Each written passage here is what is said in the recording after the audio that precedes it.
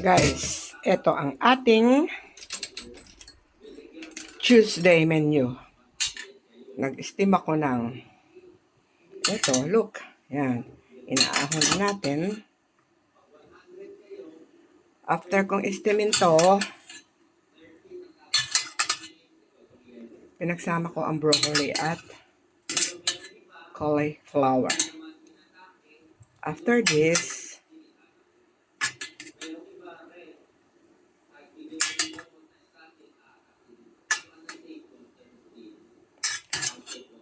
ilalagay ko ang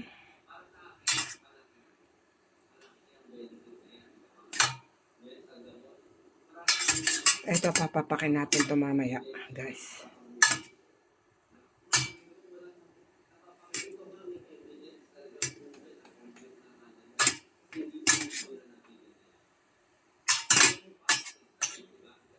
Oh.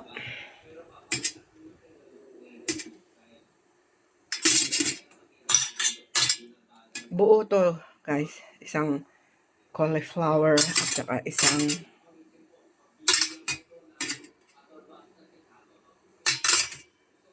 and after this, ilalagay natin ang patatas. Yan. Tatakpan natin. At pakukuluan natin ng mga 15 minutes. 4, 5, 6, 7.